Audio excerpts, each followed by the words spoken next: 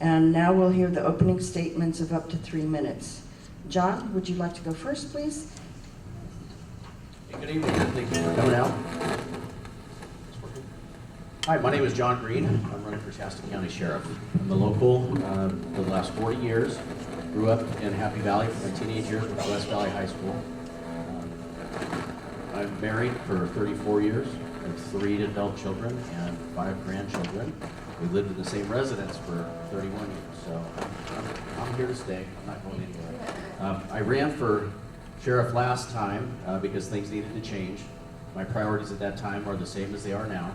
The priorities are jail space, patrol deputies, and marijuana eradication. In fact, you can look at my older paperwork that my campaign stats platform from 4 years ago. It's the same as it is now because nothing has changed. So I spent 28 years with the Sheriff's Office, just under 28 years. I worked at a variety of capacities through that time, including patrol, detectives, the jail, worked at the Bernie substation for a little bit. I had numerous assignments throughout my career.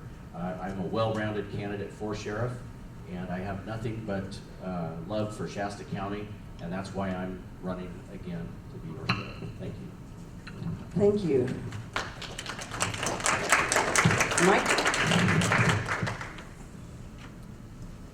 Good evening, everybody. My name is Michael Johnson. I am your current Shasta County Sheriff Coroner, and I was appointed in August of 2021 to the position.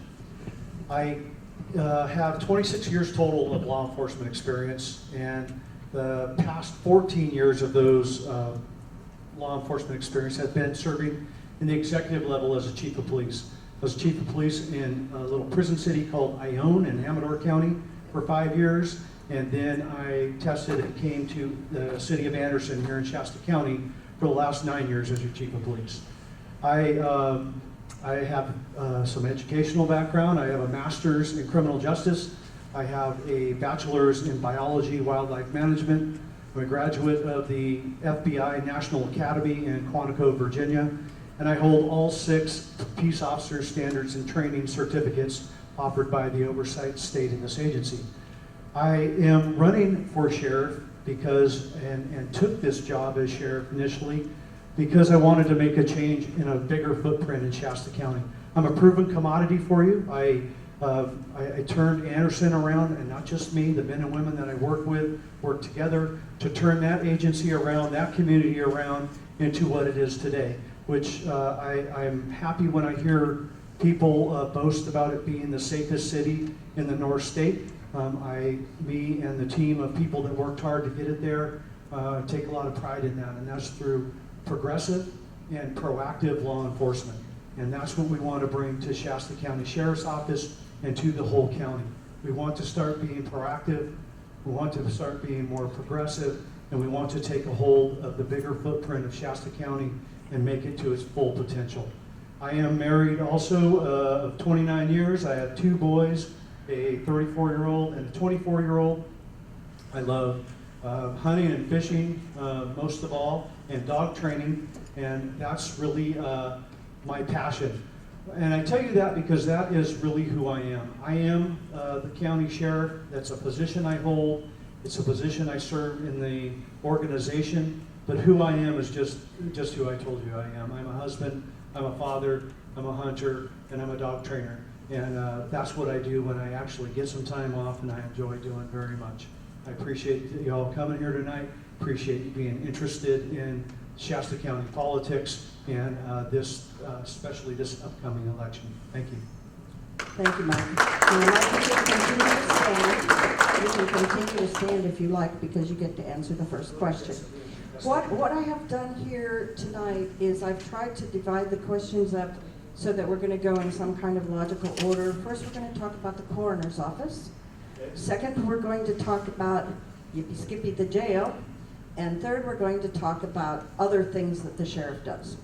So the first question about the coroner's office is, are there any changes you would like to make in the coroner's office? And could you please be specific? Sure. So after receiving the grand jury report, when I came in about a month after I got appointed, we got the findings for the grand jury report for the coroner's office. And there was some there were some profound things that needed to be changed immediately. There were some suggestions, and then there were some things that I didn't feel quite, or we didn't feel quite matched up to what was needed. The first and foremost thing I would like to change in the coroner's office is talk about needing a new facility and a bigger footprint. The coroner's needs it. We are running out of space in that small little building. We have too many bodies sometimes in the holding room, not enough investigators to keep up on reports. Things are getting slow. So we've hired, we're now at 5 investigators and a pathologist that's in progress for full time. So staffing's looking good. We need a bigger facility. So that's what I'd like to try to shoot for in the next 4 years. Thank you. John, same question. Thank you for that. Thank you for that question. Thank you for that question. Yes, I was part of that grand jury. I was not involved in the investigation. I did serve on the grand jury last year, the 2020-2021. There were a lot of things that were identified. I didn't get to read the report because I recused myself. I didn't get to read it until it was put out to the public. So the few of the things they hit on there was the cleanliness and obviously the building as well. But what I would like to change too is the grand jury has always had an integral part in custody deaths. During the time on the grand jury, that had all but fallen by the wayside. So I would like to see the grand jury be more involved with the custody and death investigations. I would also like to bring back personnel in the form of sworn investigators. Yeah, and I know it's a little bit more money cost, but it's more people to have on. It's more. Am I done? Was that my minute? That was your ring, but Oh, okay. I'm going to Thank ask you Yeah. the next question, and it will Sure. help you answer this question right where you left off. So, what is the current funding for the coroner's office, and is it adequate? If not, how do you get additional funding? You know, I can't answer that question. I don't have that job. You know, I know the overall sheriff's budget is around 60 million. I know the jail is a good portion of that. So as far as what the budget exactly is for the coroner's office, I do not have that answer, but I would be able to find that very easily. So, you know, an incumbent would know that. So can you give me the second part of that question, please? I want to, where does money come from to make the changes that you would like to change? Well, it comes out of the general fund to the sheriff's office and trickles on down through there. So obviously we would have to identify what needed to be changed, what facility needed to be built, where we would have to build it. You know, these are all great ideas. They're going to take time. It's not going to happen overnight. Thank you. Mike, your turn. So you get to answer the question about the funding for the coroner. Do you know how much funding there is? Is the amount of funding adequate? And where in general does the funding come from? So Mr. Greene is right. The Sheriff's Department has about a $64 million budget, and that budget is divided among the various divisions of the Sheriff's Office, and the Coroner's Office being one of those. And do they have adequate funding? Probably not. I could answer that across the board for every division in the Sheriff's Office. Do we have adequate funding? Probably not. Those sources for the Coroner's Office come primarily from general fund, but they also capture some of the grant funding that is out there. Now it depends, some of the ARPA money can be allocated towards it. There can be special grant funding for particular equipment items that are in there, for medical items, but not for the staffing cost. That is all coming out of the general fund. Thank you. So those were the two questions about the coroner's office. You might as well keep standing up because I'm going to ask you another question. Forget about that. That's sorry. okay. So do I, occasionally. We're going to talk about the jail now. So, two minutes on this question. Okay. Do we need a new jail? Wow. Yeah, we not only need a new jail, we need more bed space. And so, as you know, I proposed a model for a new jail some time ago.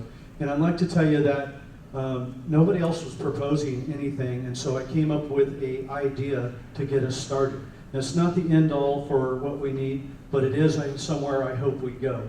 we not only need a new jail, but we need immediately new bed space. So after I proposed that, I've been approached by a lot of people. As a matter of fact, a couple came in to my office today to give me their ideas for a new jail. So I think that we need to approach this in a two-pronged approach. One is an immediate approach to try to gain some new bed spaces immediately. And the second is a long-term where we actually need a new facility that encompasses a full 360 degrees of services of health, mental health, of drug addiction, of education, and everything in one. Another thing about a new jail is we need a new design for a new jail, because the vertical jail model that we have now is what they call indirect supervision. It's very locked down, caged, tight supervision, but it's all done through buttons and indirect supervision. If you have a linear model, it takes less people to staff the jail to supervise more inmates. And that is a big deal, because if we talk about adding another jail somewhere or another space that's not connected to what we have, now we have to add staffing for that. And staffing is already an issue for the current jail we have. So it becomes problematic. It's not an easy thing to figure out, but I'd like to have community forums. I'd like the county to launch a website so we can get ideas from the public, and then we need to explore all the avenues going forward in a new jail. Thank you, Mike. John, same question. Yes, that has been one of my campaign points last election and this election. We are in dire need of jail space. When I started at the jail in 1990, it was full then. There were inmates living in bunks in the property room. So that is a definite need. I was so taken aback. The state had offered us $30 million about 7 or 8 years ago to build a new facility. Then a few years fast forward, after that was declined by the board, they offered $40 million. We could have had a new facility now. The argument was, we can't afford to staff it when we get it, we're gonna lose it back to the state if we build it. Well, that's not entirely true. You only have to fill a certain percentage of that jail to keep it in county. So that project should have already been done. But for right now, we need an immediate solution to add more jail space. The courtrooms 1 and 2 are gonna be vacated very soon by the state courts. They're out. The infrastructure's there for transforming those into extra jail space on each side.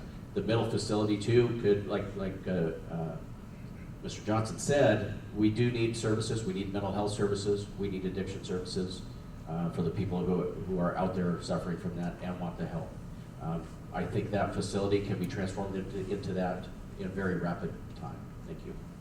Thank you, and hang on, to follow up on that, how do we get those special services in that we feel that our folks need?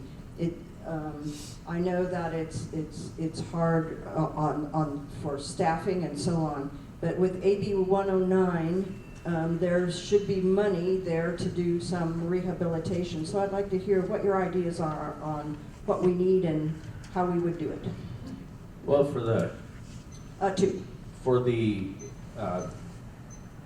mental health services and the drug addiction services, we can work directly through Health and Human Services, which is by and large, I think they have over $300 million of our $600 million a year budget. So they have offered over the years to come in and provide services called MAT, medically assisted treatment, for inmates who come in addicted. They've offered to come in, pay for their incarceration rate, pay for their medication, and the doctor will come in and treat them.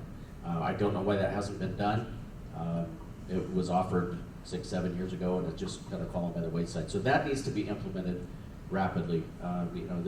They come in, they quit cold turkey, they're back out. They're going to go. It's going to be a revolving door like it is right now. So we need to provide those services, and Health and Human Services here in the county is a very good way to start.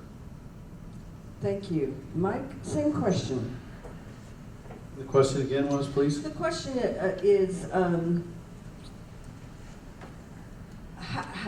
is around the rehab services that technically could or should be funded by AB 109. How do we get those in there? How do we get medication-assisted therapy, mental health services, other things that are rehabilitative versus locking people up? Okay, well, the jail currently has many of those services going on right now. Some of them were suspended during COVID, but are slowly being implemented again. We have, first and foremost, for mental health, there's a program called the Jail-Based Competency Program, which takes a pod in the jail and it's set up for mental health type of patients. And we have mental health services coming in and working with those folks, along with our folks that receive some additional training to try to get those folks to the ability where we can get them into the actual courtroom and they can get sentenced or transferred or conservatorship, whatever it may be, and take care of those people. Now it's small because our jail doesn't have a lot of space, but it is going on.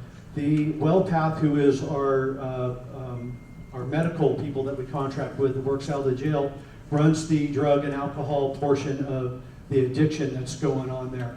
Now, it is not as robust as it should be. It's not as robust as it needs to be, but it's there, and they're getting some of that treatment. And Mr. Greene is right. It's, they're not to the capacity that we need to be. How do we get them there was the question. So I'm running out of time, so I'll tell you this.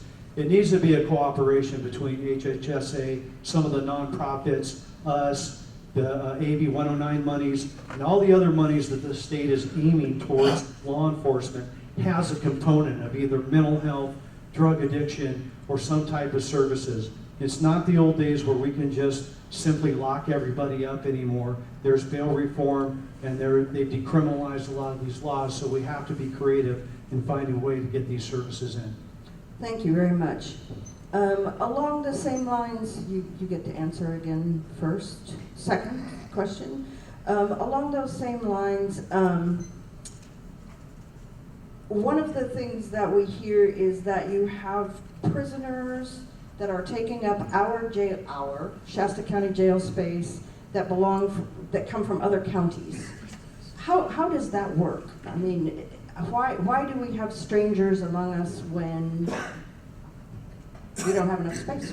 What we more have is state sentenced prisoners who need to go to state prison. They've already been to court, they've been sentenced, and the state will not allow us to transport them and take them to the prison they need to be, again, because of COVID. We're up above 100, 120 prisoners at one time, occupying our jail bed spaces that we needed to transfer out.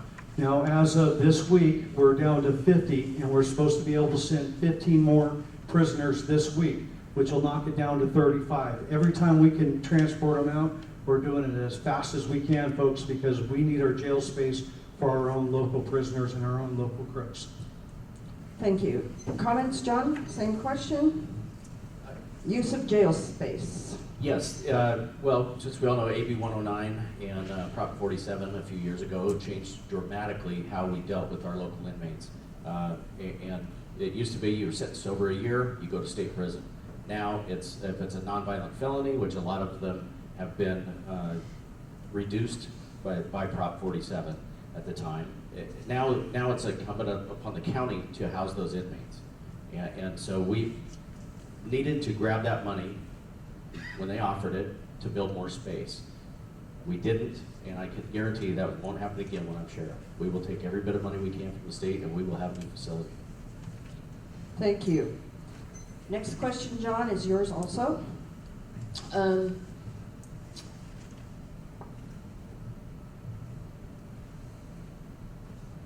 it is. What should be done to reduce the number of deaths of prisoners in the jail? Well, that's a tough question. I know that Shasta County ranks among the highest per capita, I believe, Yes, that's in true. the country of deaths per inmate. We need more supervision in there. I believe they need more training. And I haven't seen however, that it has been any fault of the employees or the sheriff's office. So all I could say is we just need to train people more and have a little bit better supervision. Thank you. Same question? Yeah, it is tough to swallow to know that we are among the highest rate there.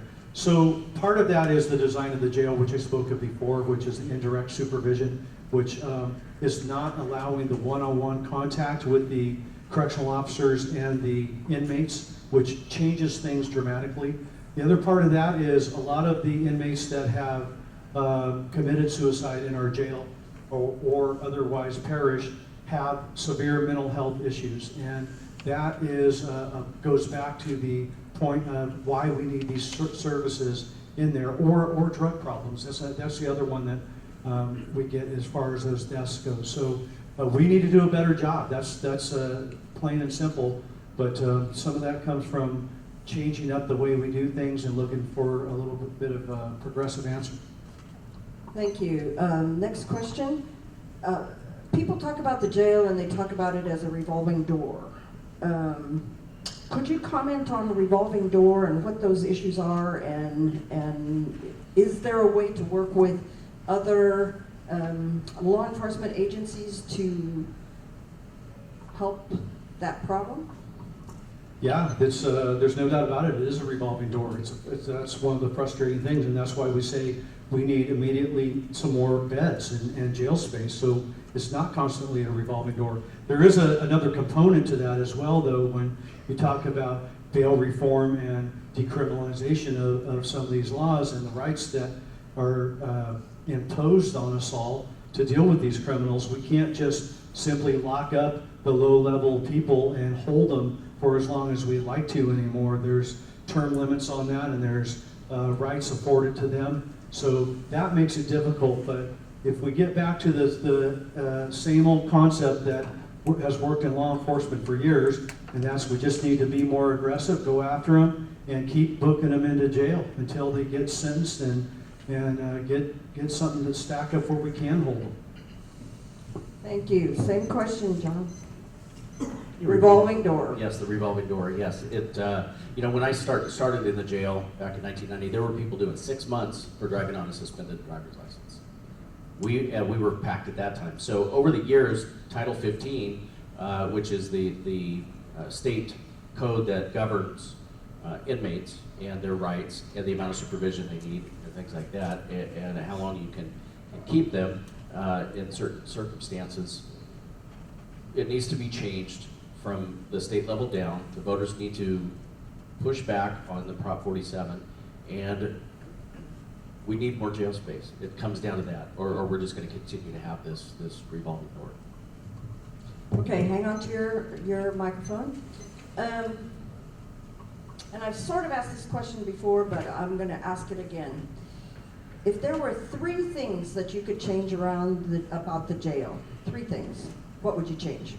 The 3 things that I would change, obviously, the pat answer is going to be jail space and beds. 2 minutes. 2 minutes. Oh, okay. I don't think 3 things. I don't think it take quite 2 minutes, but Well, you never know. You never know. The next thing that I would change is enhanced mental health services for people that need it in the jail. I would also be a proponent of partnering with Shasta County Mental Health to get help. It's very difficult. If anybody has family members who need mental health treatment, if you have private insurance, you can't get help in Shasta County. You got to go to Butte. And so we need to change that. And that, I think, would be a partnership with the Sheriff's Office. We could facilitate that and get that going. And along the same lines with the jail, we also need drug treatment services as well. So. Okay, thank you. Mike? Absolutely, number 1 for me would be staffing. I would change by increasing the amount of staffing we have, which we're trying super hard to do with the recruitment programs we have. We don't have enough folks in there right now. We have people that are working 800,000 hours plus a year in overtime just to staff our facility and not getting their days off. So that's an increase of staffing in the jail would solve some of the other issues that are going on in there, which is, lack of supervision over amount of people you have to care for, which is face-to-face contact. The next thing I would change about the jail, if I could just magically change the jail, is the design. I would not have a big linear jail downtown, or big vertical jail downtown. I would have a much bigger footprint for the jail. It would be a single story, so I don't have to deal with ADA issues and elevators and stuff in the jail, all which cost us a lot of money in lawsuits and time. And then the third thing I would change, it goes along with what Mr. Greene said, I would add services to help deal with these different aspects of prisoners that we deal with now. Thank you. Just as a follow-up to that question, talking about having more staff, what are the qualifications of the staff that work in the jail? I know that there are different levels and stuff, but when you're looking for someone to work in the jail, tell me what kind of experience you're looking for, that kind of thing. So we're looking for somebody that is 18 years or older, that can pass a background, and then we'll train you the rest. That's really the simple entry-level person that we're looking for. Now, we don't just grab any 18-year-old and throw them in the jail. Of course, there's testing involved with becoming a correctional officer. Within a year of being employed, we send you to a specialized academy, if you will, for correctional officers. And we actually run that here in Shasta County, and we take them from out of the area and train them as well. It's been a certified program. It's going really well. So really what we need for qualification to start, at least at the jail, is just somebody who can pass the testing, the basic written physical agility and oral board testing, and that can pass a background that doesn't have a lot of criminal history. And then we provide all the training and all the certifications from there on. Thank you. John, same question?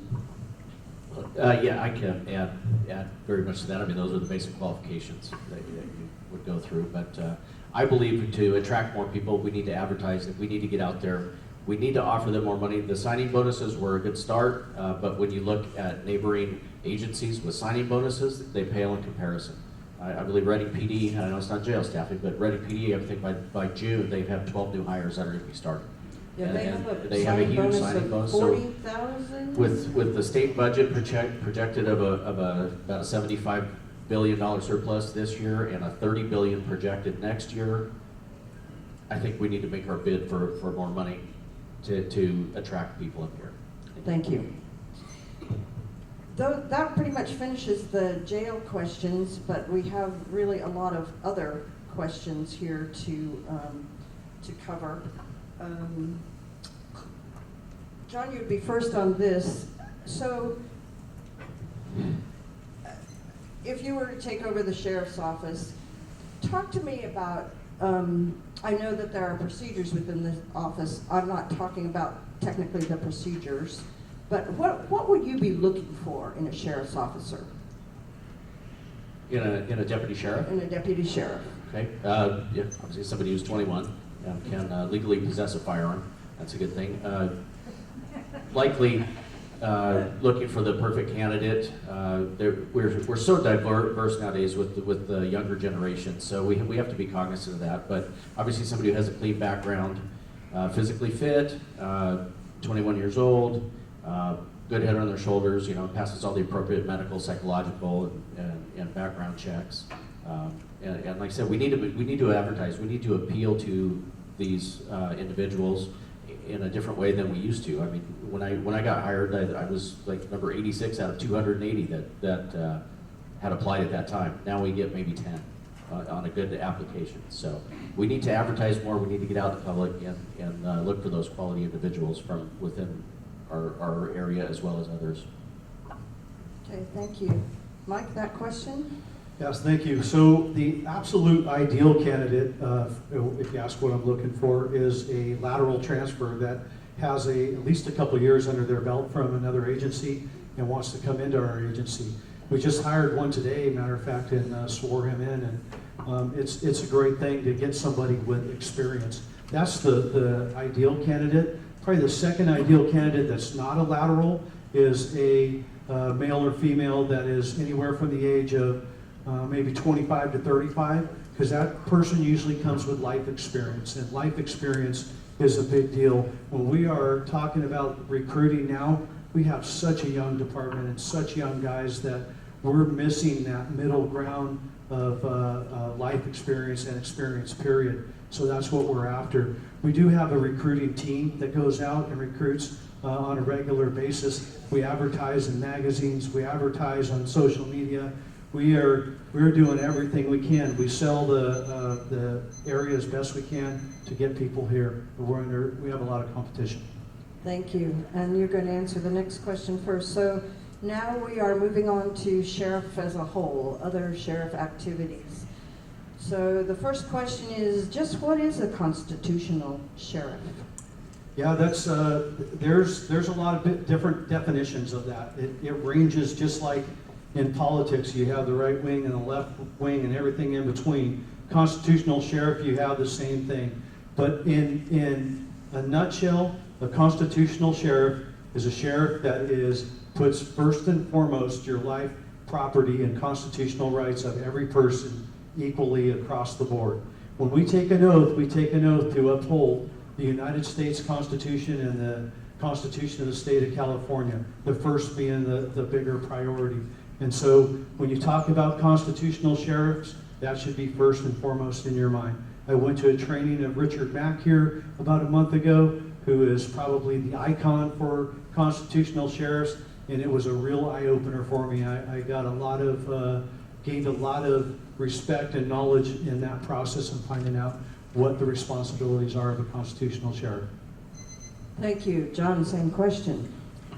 Yeah, I am also familiar with Sheriff Mack. I am a member of his organization as well. And a true constitutional sheriff is the last line of defense between the citizens and tyranny, which is what is coming. That's right. And if we don't believe it, it is. With the mask mandates and things of that nature, it's going to happen. And you have to have a sheriff, a true constitutional sheriff, that will do everything in their power to protect your constitutional rights.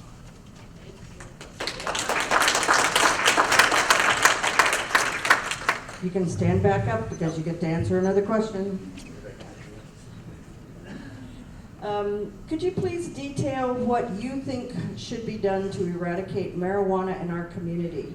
And could you tell us if you have, this is in the question, not from me, please tell us if you have accepted any money from the marijuana industry. Thank you, Mr. Mooney, for this. Yeah. Every time, instead of working on the issues, we got to explain this again. So, back in 2014, marijuana was legalized in the state for recreational use. There were stores that popped up at Shasta Lake that had been there prior to that were a legal, legitimate business. I happened to get a phone call one day from a gentleman who happened to be part owner. He asked me my opinion on marijuana. I said, well, first of all, my opinion's irrelevant. Number one. Number two, I don't like it. I don't agree with it. It's a drug. I'm going to need two on this one, since it was that type of question. Thank you. So he did. He asked me what another organization locally had given me, and he matched it. So yes, I did. It was a legitimate legal business. And as a sheriff, as a constitutional sheriff, it is my duty to also protect that business, just like I would protect any other mom and pop grocery store or anything of that nature. So, and I would assume that Mr. Johnson would be on the same page as that in protecting those businesses. In fact, the businesses up in the city of Shasta Lake, in their first 2 years, was almost $500 million from their tax revenue from those that afforded them to repave most of their streets. So, good, better, and different, it is what it is. Yes, I did, and that was 4 years ago in the last election. I wish we could just talk about these issues or other issues. So we go do back need, to the question. I will. I mean, we will. I just needed to clear that up. Well, it's all get streamed and all that, so hopefully I have to quit explaining it, but it is what it is. So yes, we do need to fight illegal marijuana. It brings in cartels. It brings in nefarious actors. It ruins our area. It depletes our water source massively. So we need to partner with other agencies, which I know it's been done on a certain level so far, but we need to rebolster our marijuana eradication team, have more than one person in it. We need to fully staff that, and we need to actively go after them.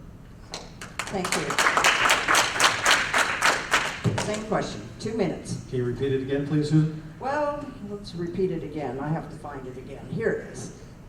Please detail what can be done to eradicate marijuana in our community. Please tell us if you have taken any marijuana industry money. Okay, I'll answer the second one first. No, I have not taken any marijuana money for my campaign.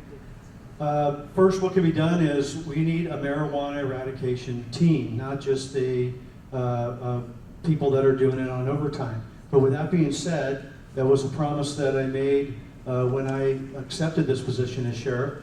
and the Board of Supervisors allocated money for that. And since then, and I brought some stats for you on that, since August of 2021, we've done 47 operations. 39 of those operations were led by the Sheriff's Department. The other 8 were allied agencies assists.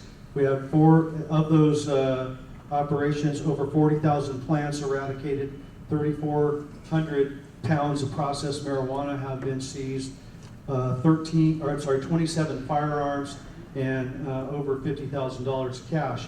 So that's all done just on overtime, not with even a marijuana eradication team in place. So it is crucial for this county to stay committed to wanting to eradicate marijuana. Illegal marijuana is what I'm talking about. These huge gardens that are out in our rural areas that are desecrating the environment, that are taking the water, tapping illegal wells, they're poisoning the wildlife. All those things are happening, folks, and it's happening right in our backyard. So we definitely need to keep after it, and we need the Board of Supervisors to stay committed to giving us that team. So as a follow-up to that, no clapping, please, even though we believe. As follow-up to that question, you mentioned other agencies that are supposed to work with you. Who are those agencies and what work do they do? So probably the most efficient agency at marijuana eradication right now is the Department of Fish and Wildlife. They do it on a regular basis. They have a dedicated team, and they're our best partner in that at this point. Though it's just not limited to them as being our partner. Every time we lead the operation, we of course ask them because they help us, we help them all the time, but we ask our allied agencies too. RPD will send out officers, Anderson Police Department will send out officers, the DA will send out help for us, whoever we can get. Sometimes CHP comes out and helps us by flying grows and providing. We're trying to partner with everybody we can because it's not just our problem, the Sheriff's Department. It's not just Fish and Game's problem. It is a problem that is affecting this whole community, and all law enforcement is involved when we do these operations. Thank you. John, same question?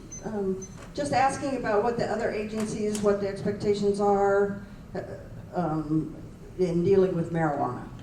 Right, Mr. Johnson hit them all on the head. Those are the agencies that we rely on to do operations with and help them in theirs as well. So I wouldn't have anything else. Okay, that's fine, that's fine. So this next question though, I'm going to give you 2 minutes on the next question because this is a biggie. Do you have any specific ideas about how to combat homelessness in Shasta County? I do, yes. As far as existing structures that we have within the county, as other buildings get built, those get vacated. Instead of tearing those down, let's turn those into homeless shelter.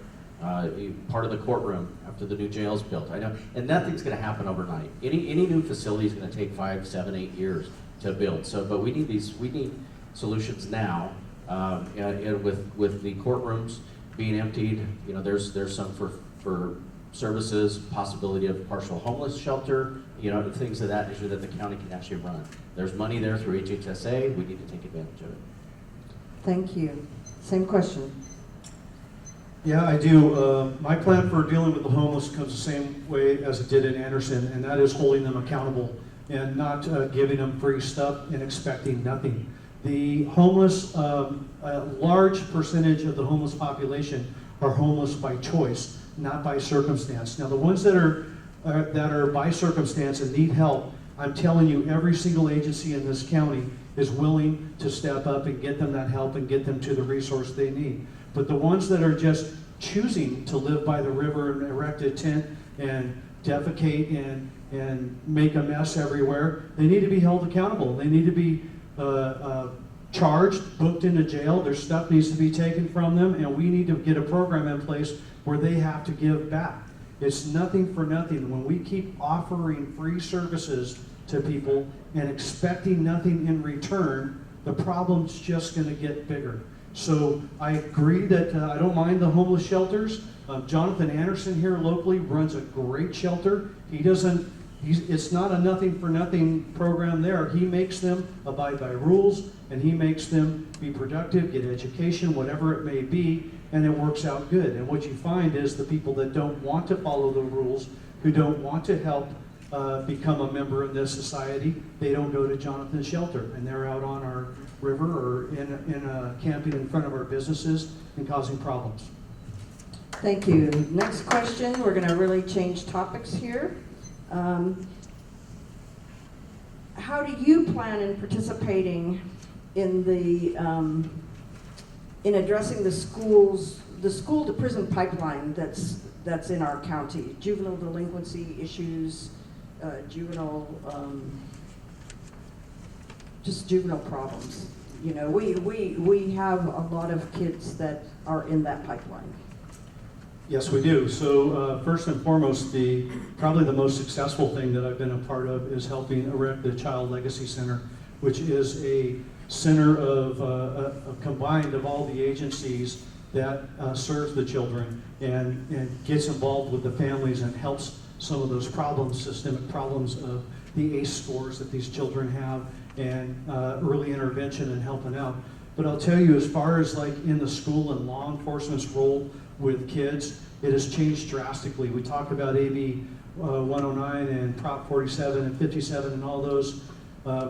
The same problem we're having with the kids. They've tied law enforcement's hands and don't allow us to be more authoritative with them and hold them accountable for some of the things they're doing. So that's a difficult thing for me. It's kind of switched over into the probation type of realm. And I'll tell you, we just pulled our 2 school resource officers, and we're not going to have school resource officers next year. We've given that program to probation to run so we can support them when we can and when we need to intervene. But having the officers there is just not effective like it used to be.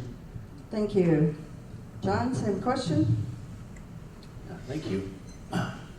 Sad to hear about the school resource officer. In fact, part of my career, I was a school resource officer for 8 different schools for about 4 years, and I think I had a really good impact at that job, as well as the other people that worked at those assignments prior to me. I believe we need school resource officers directly from the sheriff's office. Juvenile probation, some are sworn, some are not sworn. There's just a different level of impact when you have a uniformed officer there. So we need to reinstitute our youth peer court or bolster it. That's going along. I was a part of that when we started that back when I was school resource officer. We need to reinstitute the DARE program. I've talked to some educators locally that want to get a version of the DARE program going, maybe at a little older age level. 7th grade I think would be appropriate. So those are just some of the ideas. Thank you. Hang on. This could be almost a yes or no, but 1 minute. Are you in favor of open carry? Why or why not? I am in favor of open carry. It is in the penal code. I believe it's 24650B2, which is the authority of the sheriff to, number 1, grant CCWs, which I hate that word. I shouldn't have to grant you your constitutional right to carry. But also in that penal code allows a county of less than 200,000 people to open carry with approval of the sheriff. That being said, I would also like to institute, maybe with the CCW classes, some legal education for the people that are going to be having the open carry, and also send our deputies to trainings. I believe it's 43 states throughout the nation have open carry, and counties in 43 of them.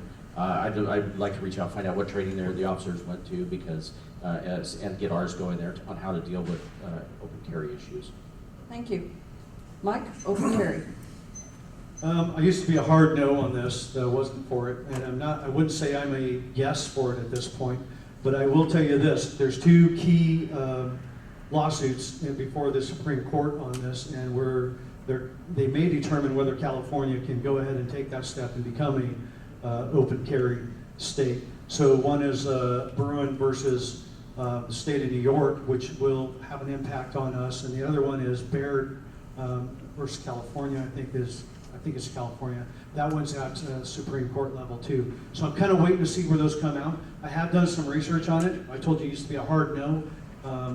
I see some of these states, when they instituted it, immediately the crime rate went down. That is very hard to argue against. And so I'm becoming educated on it. I'm trying to be open-minded about it, where at first I wasn't. But I can tell you this, if we go to open carry, it's not just going to be the sheriff's office decision. It's going to take all of our law enforcement together to be trained and understand those parameters and how we get there. And not that we can't, it's just going to be a process.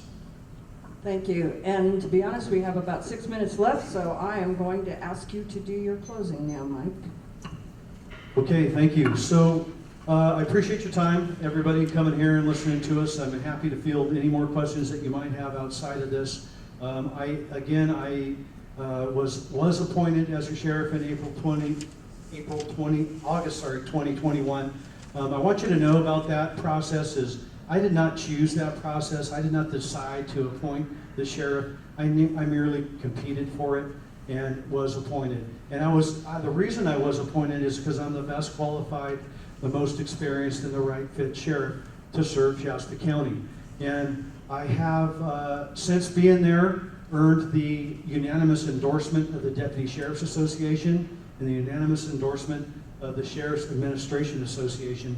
Those are two big things. I had one-on-one meetings with the entire department when I was there, and learning about the department, learning the needs is a big deal in serving our citizens. I'm an outside guy. I don't know why I keep hearing that I'm an inside good old boy. I'm not even, didn't grow up in the sheriff's office and didn't even grow up in Shasta County. So I'm an outside guy that has 14 years as a chief of police, and I've proven what I can do with the city and the city of Anderson.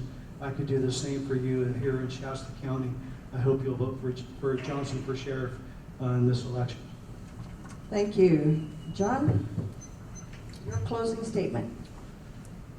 All right, thank you. Seems just like yesterday I was here doing this, but it's been 4 years. I made the determination about a year prior to that, so about 5 years ago, I decided I was gonna run for sheriff, retire a little bit early, not max out like I could have. I did it for specific reasons, because I saw the way that the sheriff's office was being ran, and I saw the lack of services that the county was actually getting. So I ran a good, hard campaign, super close, hard to beat an incumbent. It really is. So I thought at that point, I made my point. Things are going to change. There's been no more jail space. There's no more deputies on the street. Nothing has changed since. And I'm not saying it's Mr. Johnson's fault. He was handed a mess, guaranteed. I had ideas back then. I'm the same guy I was when I ran before. Garnered 22,000 votes roughly, and I'd appreciate your vote again for the ones that did vote for me. Thank you. Thank you very much. Ladies and gentlemen, let's give these two gentlemen a big hand.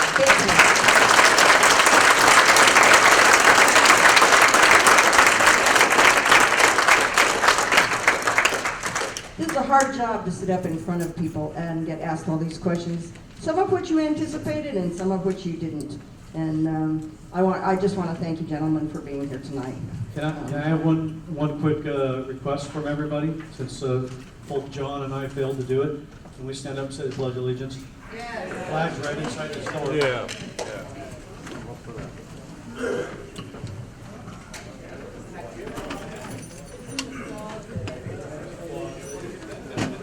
Susan, League of Women Voters is no disrespect to you. I just feel that it's our patriotic duty to do it.